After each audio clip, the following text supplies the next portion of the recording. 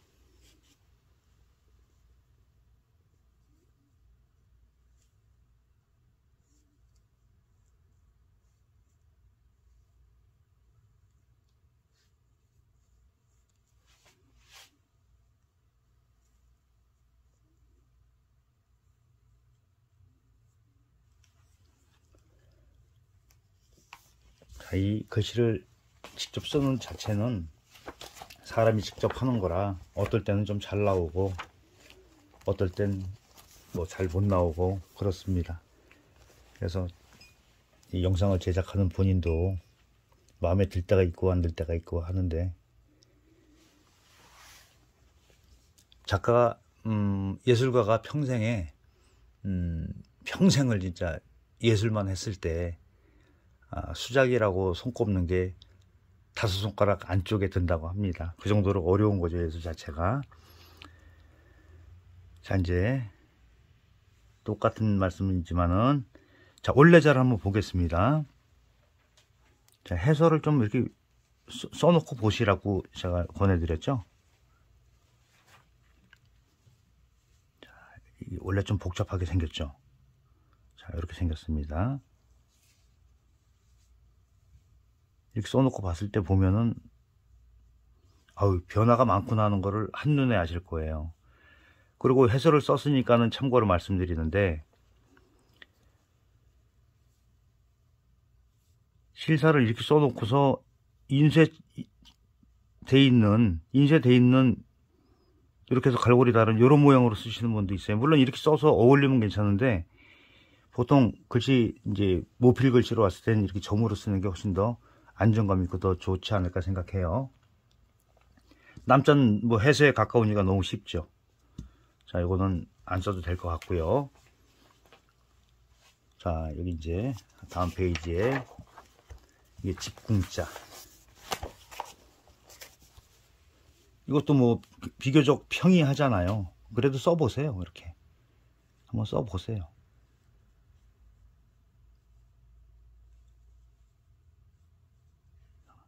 이렇게 써보세요. 자, 그럼 여기서도 핵이 생략이 되고 이런 게 보이죠. 갈지자도 한번 써보겠습니다.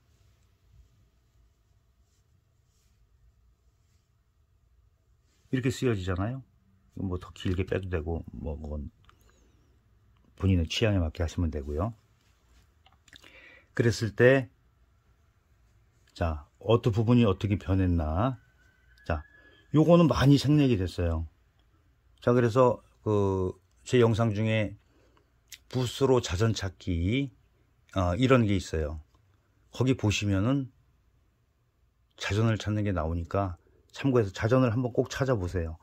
자전을 찾으면은 여러 가지 이 한 글자에도 다양한 형태의 변화를 우리가 한눈에 볼 수 있으니까, 자, 해서에 가까운 것부터 초서에 가까운 것까지 이렇게 비교를 하시면은 그 대략적인 흐름이 나오고요. 그리고 시대에 따라서 그 자형이 다르게 쓰여지거나 또 그 나라마다 또 이렇게 그 자형이 다른 경우도 있어요. 북방에서 쓰는 모양이 있고 남방에서 쓰는 모양이 있고, 그래서 그런 거를 참고로 해서 그 좀 인식할 필요가 있다고 생각합니다. 자, 이제 이쪽에다가 이제 쓰면서 또 설명을 드리겠습니다.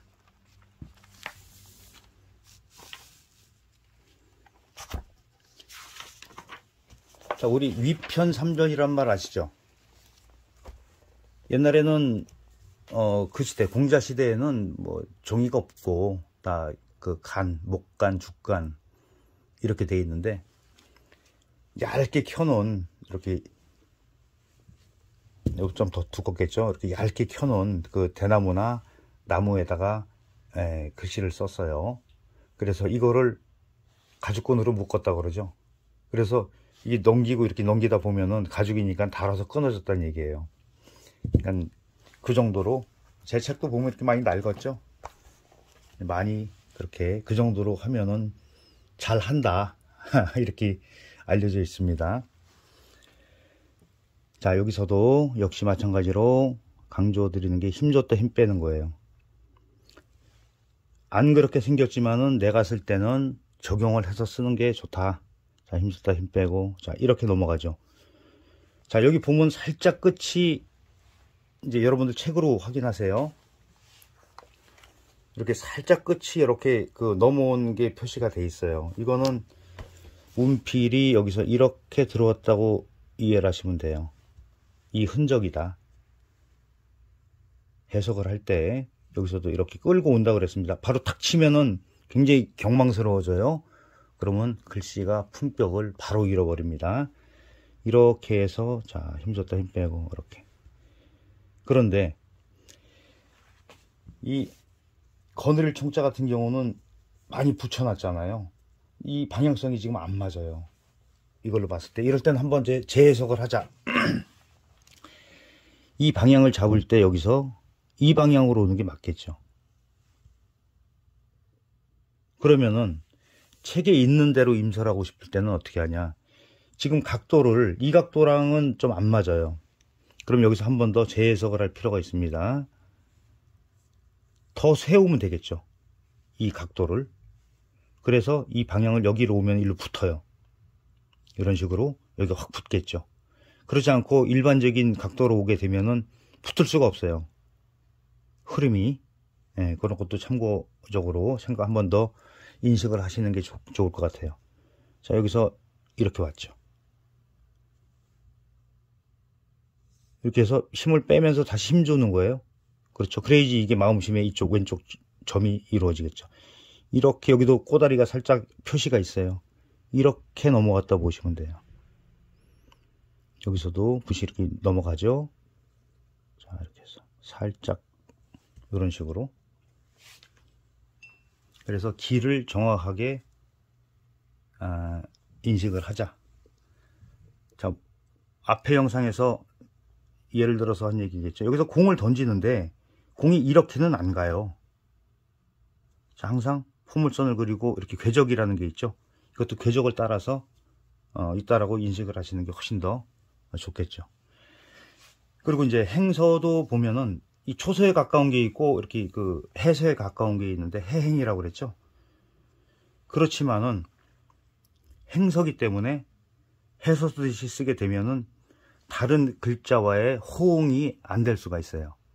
그래서 임서를 하시더라도, 자, 이렇게 해서 내가 쓸 때는 떨어졌지만 연결이 안 됐지만은 이렇게 다 연결됐다라고 인식을 하고서 이렇게 여기서 이렇게 받아온다라고 인식을 하면서, 자, 이것도 힘줬다 힘 빼고 이렇게 이해를 하시는 게 육필로 글씨를 썼을 때 훨씬 더 행서다운 맛을 낼 수가 있겠죠. 여기서 한 단계 더 진화한 거라고 보시면 돼요.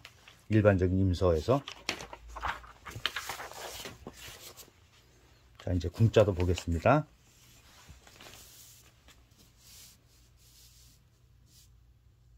자꾸 옮기는 거는요, 카메라가 고정이 되어 있기 때문에 그 손에 가려서 안 보인다는 말씀을 제가 들었어요. 그래서 좀 옮기면서 하겠습니다. 자, 여기서는 중요한 거는 간머리는 보이니까 여기서도 이렇게 해서 이게 따라온다고 생각하셔야 돼요. 자, 여기서도 떨어져 있다고 떨어져 하지 마시고 연결해서 하세요. 이렇게. 자, 여기까지 왔습니다. 그러면은 여기서 이렇게 연결되는 거예요. 그렇죠? 받아와서.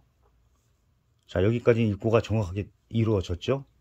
그러면은 우리가 해서로 썼을 때 안에 있는, 자, 입구가 두 개가 이렇게 나오는데 이 점 부분 있죠? 이게 여기 가운데 들어가는 이게 생략이 됐다 보시면 돼요. 생략이 된 거죠.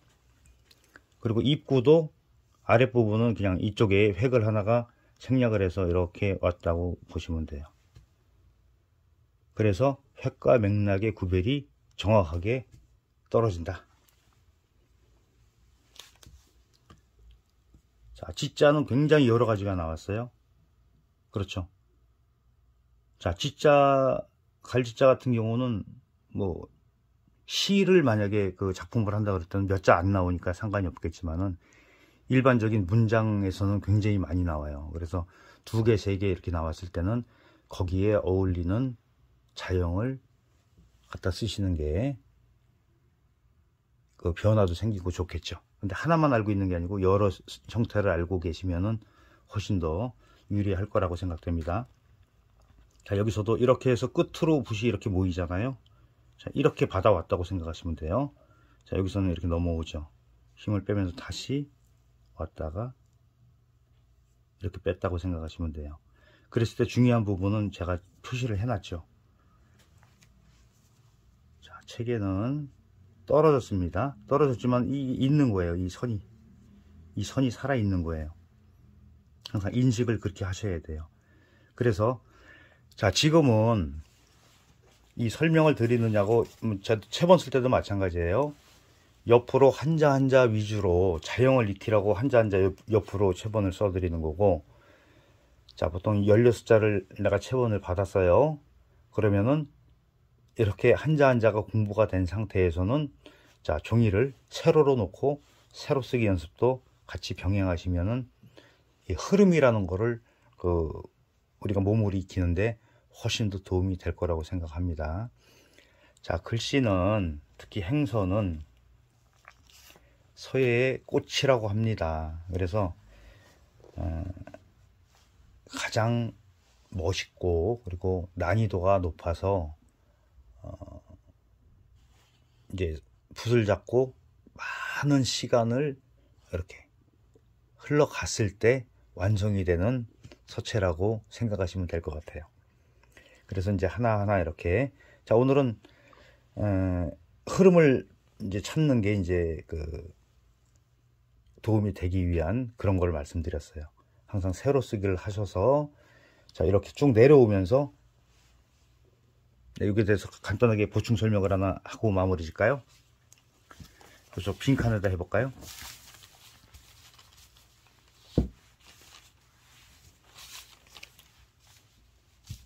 이 두 자만, 궁하고 지만 가지고 해볼게요. 자, 이제 세로 쓰기입니다.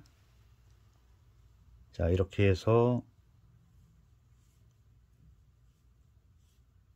자, 이렇게 썼어요. 그러면 여기서 지자가 이어지잖아요. 그러면 여기서 이렇게 타고 나왔다고 생각하시면 돼요. 이런 식으로. 물론 여기도 지금 떨어졌지만 이렇게 살짝 그 맥락 부분을 살려놨죠. 네, 이런 게 이제 쭉 이어지면은 이제 흐름이 나오기 시작할 겁니다. 자, 이제 오늘 영상 이걸로 마무리할까 합니다. 자, 끝까지 시청해 주셔서 감사합니다. 그리고 항상 드리는 말씀이지만 이 영상을 처음 보시는 분들 구독해 주시고요. 그리고 좋아요도 많이 눌러 주시고 다른 영상도 많으니까 함께 많은 시청 부탁드립니다. 감사합니다.